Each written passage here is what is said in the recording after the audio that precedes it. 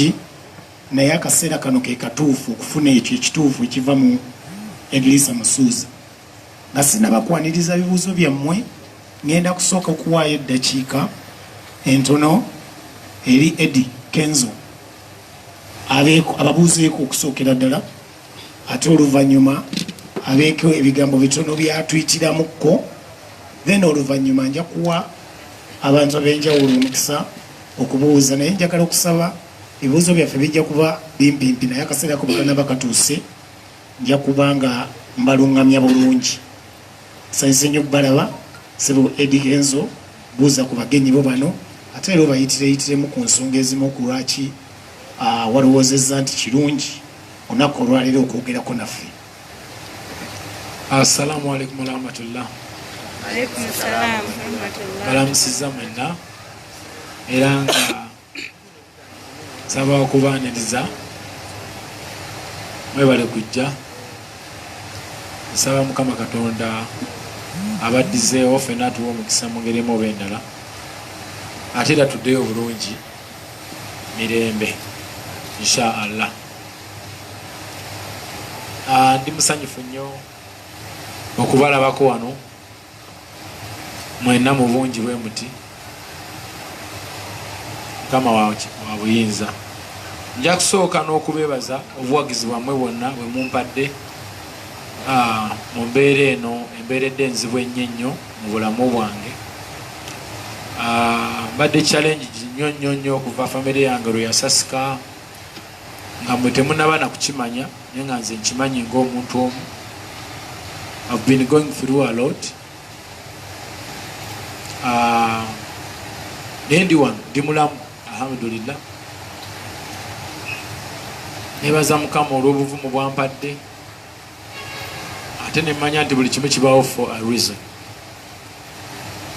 Mpise mu kusoomoozebwa kungi mpaka leero, naye wendi wabula neebaliza ddala buli muntu yenna ali yansabidde essaala, mikono gyange, abambeereddewo mu mbeera eno etabadde nnyangu.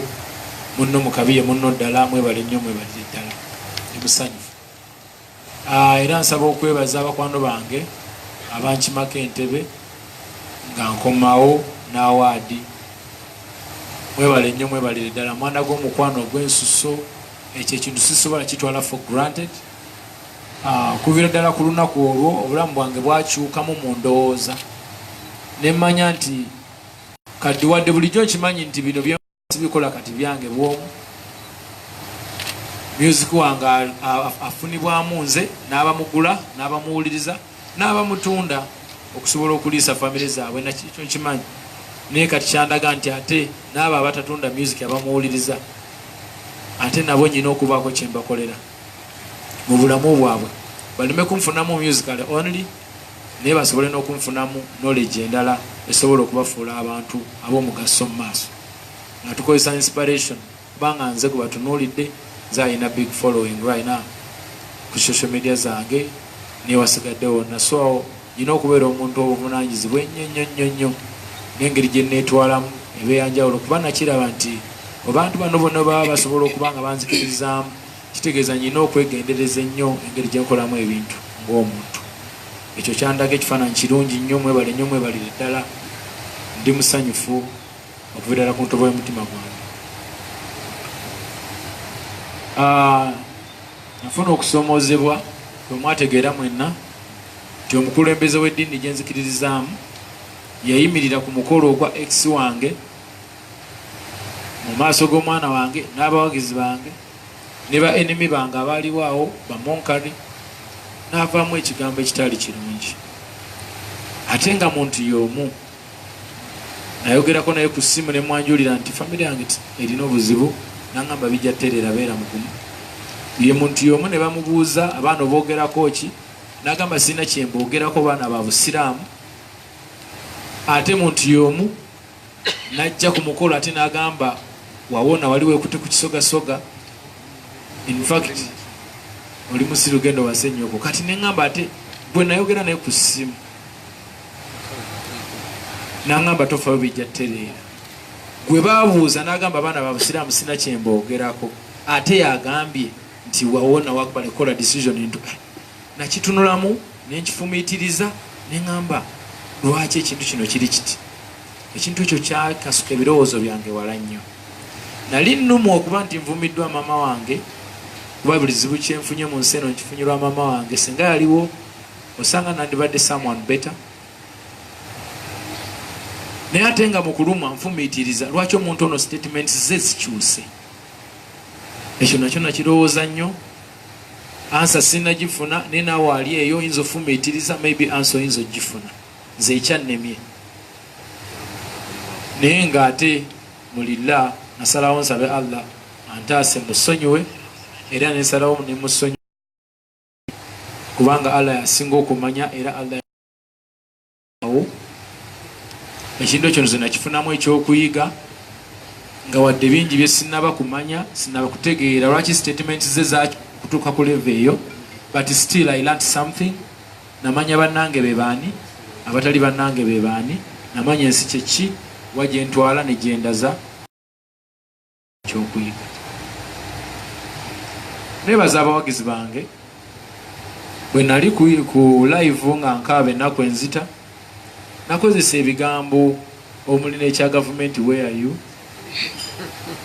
Buganda where are you zaali nnyingi naye abantu ne bapiikingamu ekigambo gavumenti where are you because bampulidde nnyo nga nkomplaining eri gavumenti ate beewuunya nnyo okulaba nti nze agiise ku last moment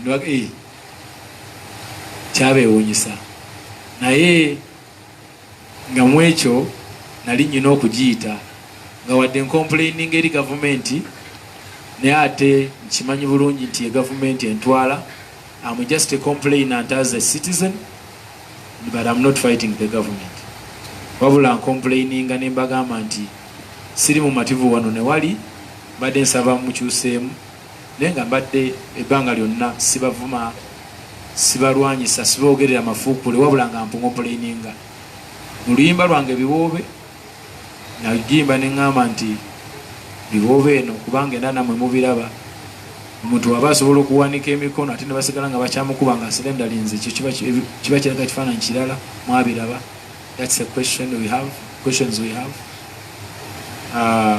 tuba twagala answer sometimes kuva mu bakulu batubule lwaki ekintu ekito kibaawo so mba nkomplaininze bukomplaininze wabula mba siri mu kulwana gana na gavumenti so n'olwekyo abantu bangi bansekerera abalala ne bakola ki naye ate ne muvaamu ekyomukisa nti hashtag weeyayo yagenda wala netuuka n'okugjayo attention y'omukulembeze n'agamba lwaki abantu bagamba gavumenti weeyayo kitegeeza ki ne bamunnyonnyola nti waliwo omulenzi gw'olina okulaba eggwanga ebyamagero n'agamba nti kale mumuleete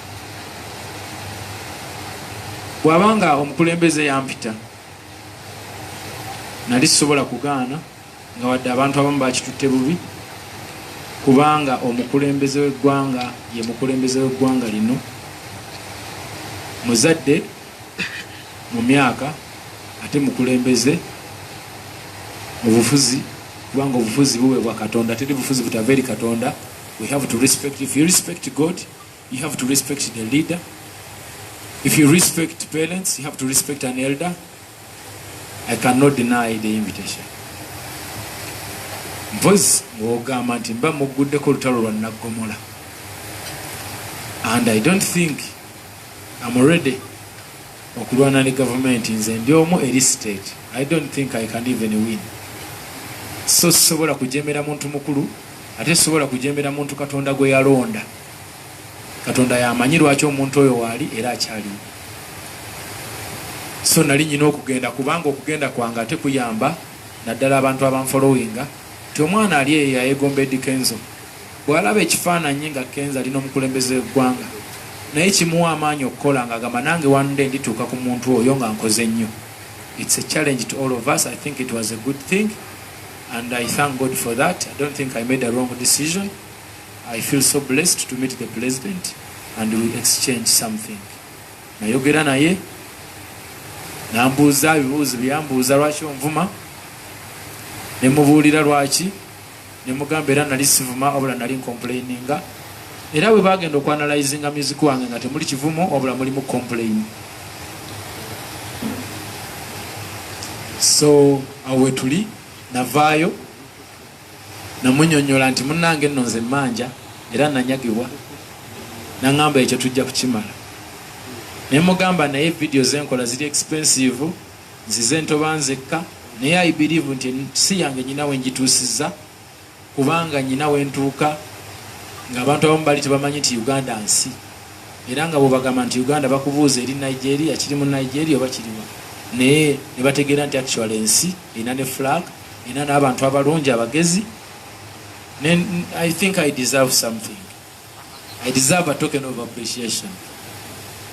Naŋŋamba kizibu kikyofuna, ne mugamba nyina obuzibu mu kumakinga music, mu kushootinga videos biri expensive, neetaagamu ku buyambi. Omukulembeze yaŋŋamba nja kukuyamba, ne mugamba nti naye sinze nzekka, n'abalala balina ekirooto kye kimu, ne bakyalemeddwa okutuukayo lwa nsonga tebalina ssente zikola bintu biri ku standard yansi yonna. Naŋŋamba agenda kubayamba, yaŋŋamba ffenna agenda kutuyamba.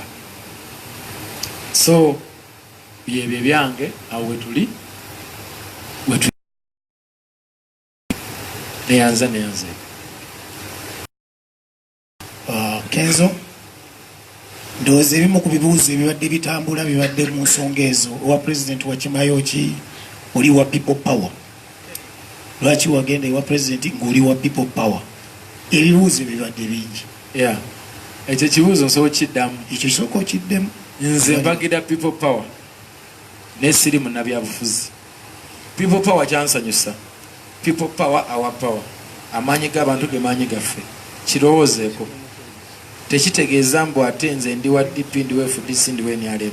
Naye kitegeeza people power, our power. Amaanyi g'abantu ge maanyi gaffe. Bw'ogaana okukkiririza mu kigambo ekyo oba toyina maanyi naawe. Mbasi kutegedde, that simple as that. I really like the word. Sigenda kwefuula nti nze mbuuza akaseera kammwe mu abali wano, kubanga mmwe muyina ebibuuzo ebingi, mwe mubeera n'abantu gye mutambulira abalina ebibuuzo, kati mwe muyitamu mmwe okutuuka ewa musuuza. Ati njagala kufunayo ebibuuzo, njagala ebibuuzo 3 byokka.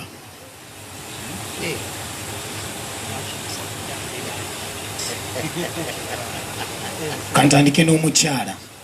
Ladies first, bagamba ladies first. Tujja kozesa kano. Ladies first. Jebaleko, amanya gange nze Mary Nambwayo nga nkola ne Bukedde TV ne Bukedde Olupapula. Ekibuuzo kyange kigamba nti mu kuyimba twakulaba mu gavana ng'oyimba ate ne Lugazi bakutimbye ogenda kuyimba, ekintu ekyo wakyogerako? Neyanziza ekibuuzo kye kirungi nnyo, naye nze ndowooza olunaku lwe nayimirira ku TV ne ŋŋamba nti Seeka musonyiye, kiba kitegeeza nti nja kuyimba mu actual sense. Kasita ŋŋamba nti Seeka musonyiye nenkozesa n'ekigambo nti mulilla musonyiye, awo kiba kitegeeza seetaaga kumumiitinga, seetaaga kumunoonya, naye musonyiye. Namusonyiwa, kiba kitegeeza nti okuyimba nja kuddamu. Kuba ensonga lwaki nali nkimenyeewo nga ŋŋamba nti waba tasobola kuvaayo n'agamba sole. By the way, ku bibuuzo bye nnyina byebyo byebimu nagambanga nti omuntu yagamba nayogera naye ku ssimu ku video nga mulaba ndaba nemuga nyina ebizibu nanga abijja terera tofaayo. Ate ne bamubuuza bannamawulire n'agamba mubuuze eki, bali baana babusira. Nali musuubiramu statement egamba nti Eddie gy'ogenze tokusabira, naawe gy'ogenze tokusabira. Teyakyogera, yagamba wakoze decision ennungi, wali weekwata ku kisogasoga wase nnyina. Ne ŋŋamba ayi bigambo bino nga bikyuka nnyo. Ate ne mugamba nti nze saagala bingi, nalumiddwa wanvumya amagufa ga mmange yafa. Naye gamba at least sole, n'agaana okugamba nti sole omukulembeze ow'eddiini. I had so many questions. Ne manya kino ekintu si kitono, it's not small at all. Kubanga omukulembeze w'eddiini atambulira mu kifaananyi kirungi, tasobola butagamba sole. Bw'aba teyasobola kugamba sole, there is something behind it. Tuleme kubeera abaana bato. Ekyo nkibalekedde, naye ng'okuyimba nja kuyimba kuba abawagizi bange tebakolangako musango eri nze, banjagala nnyo, tisobola bahatinga lwa muntu omu. I'm a very good entertainer and right now I'm the best entertainer 2019 Africa. Okay, ndowooza kantwala ebibuuzo bisatu nsobole okwanguwa. Make it short. Sebo omukulu wuli wali emabega. Assalamu alaikum warahmatullah. Amanya neddoboozi bampita Kasibante Fahad, kola ne Nice Radio ate n'olupapula baluyita The Sunrise. Eddie Kenzo wagamba waliwo abaagala okukutta ate ne tukulaba ng'olina omukulembeze wagamba gavumenti yagala kutta. Mbuuza abaagala okukutta oba gavumenti okwagala okukutta kyavuddewo wakyogeddeko n'omukulembeze? Tufune omulala Mahadi webale nnyo. Tufune omulala Yesebo. Balaye mujebareko amanya gange bampita Diaspora Lugemekula ne Radio 4. Eddie Kenzo ekibuzo kyange kisooka ngenda kubuuza kimu. Ku bifo ebisatu osulawa oli Seguku osula ku wano ku studio oba Bunga?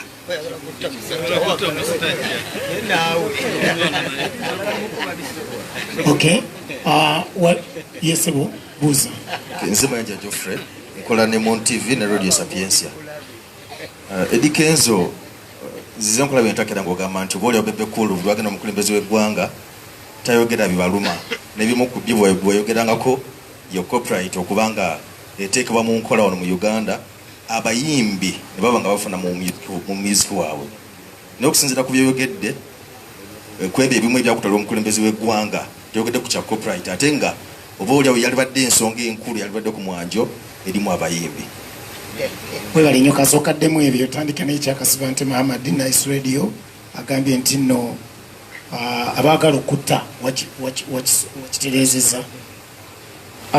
Ezibadde nsaba kuddamu ekyo sigambangako nti gavumenti eyagala kunzita, no, nedda.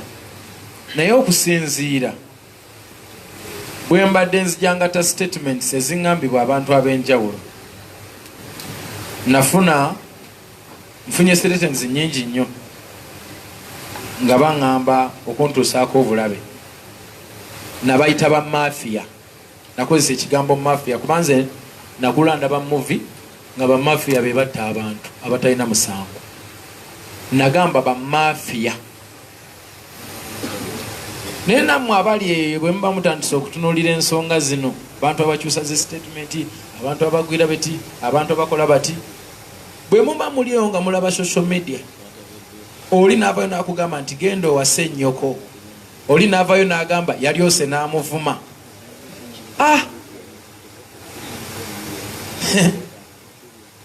In fact onkoze bulungi okubuuza ekibuuzo kino. Nsaba ntwala akakisa kano, nsabe gavumenti publicly nti gavumenti bw'oba omanyi nti nno ndi asset mu ggwanga lino, nga nze omu ku bantu bannayuganda abalina ttoffaali lye batadde ku ggwanga lyabwe, badde nsaba mpeebwe security.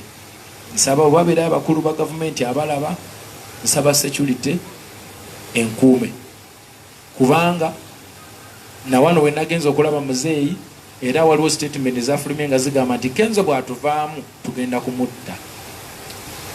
Naye nze siri politician, sikeerangako ku makya ne nangerera nti ebirongo tesatene political party. Nze mpagira Bobi Wine kubanga muganda wange, ye musajja eyampa omukisa okufuuka kyendi.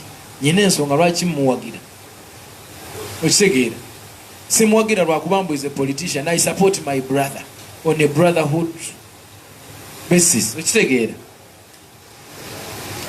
I'm not a politician, nkiddamu I'm not a politician, I'm not a politician. Abayini ali mu bantuukirira mbakubire campaign n'enkigaana wadde baali bampa ssente mmeka. Abantu abagamba mbu nnalidde enguzi, nze sikiwanti bwe bakutuma abaavondeeta. Bwe bakutuma abaavondeeta. Ebbanga lyenkoledde since 2014 we nafuna breakthrough, sente zenkolera muzimanyi pasho. Mulowooza nnyinza ozirya n'enzimalawo. Saagala munjogeze byamakwogera bye nnina. Naye sikiwa nti enguzi y'omukulembeze erina kyeyinza okunkola. Mukama yampa omukisa ne nfuna obuwagizi mu bantu ne bangaggawaza asole. kale sinagagas, I'm not rich yet, but I'm not siri mu mbeera mbi. Owokubiri abadde agamba ki? Ambuuza gye nsula sijja kukubuulira kubanga bye bizibu byendimu.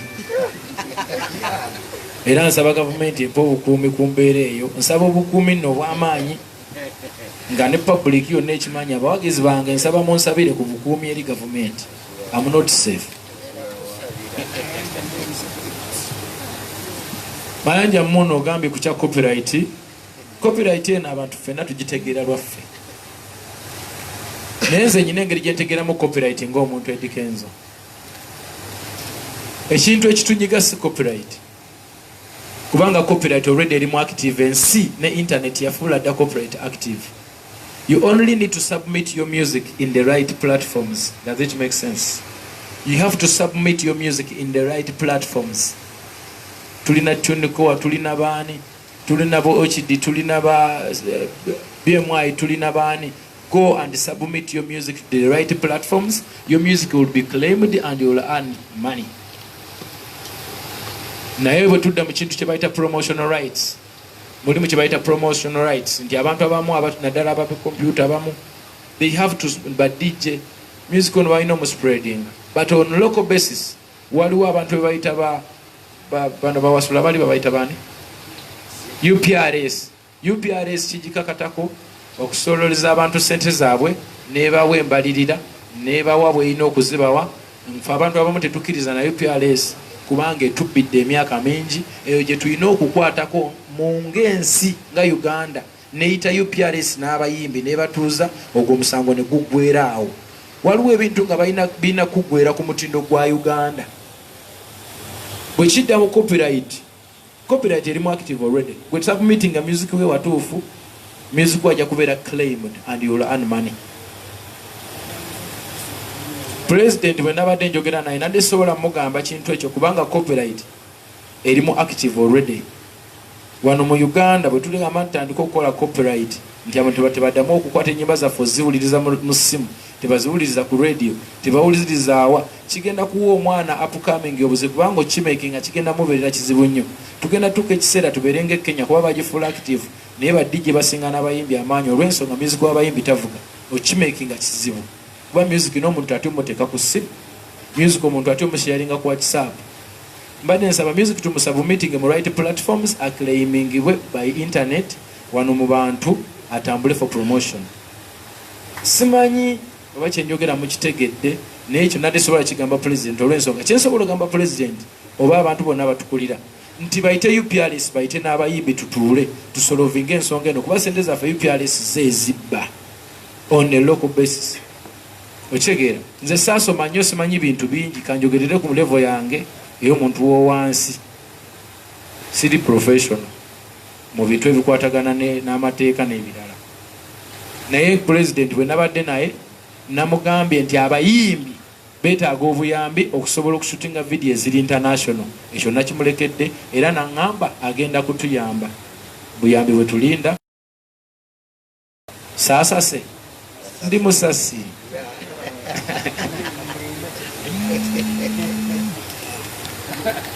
Hello, Mr. Idrisa, manya gange bamta Edwin ndi wa Red Pepper. Engeri gyowagira muganda wo Bob Wine ng'omwaka 2021 twawulira agamba agenda kwesimbawo onaamuwagira. N'ekirala tumanyi mukwano gwe yagenda n'abaana bagenda kati gwe ng'omusajja famire yo ogiyinira puroguramu ki kweyongerayo mu famire kubanga kati kirabika toriwo oyina puroguramu ki? Okay, webale nnyo. Sebbanga soko wuuyo. Amanya nze Desire Kakande. Ekibuuzo kyange mukulu Eddie Kenzo kiri kimu kyokka. Mufuna ku chansi efuluma eggwanga lino ne mudda. Naye embeera gye mulaba mu Uganda gye tuyitamu kati olwaleero naye Bulaya bwetyo bweri nkyukakyuka ki gy'oyinza okukyusa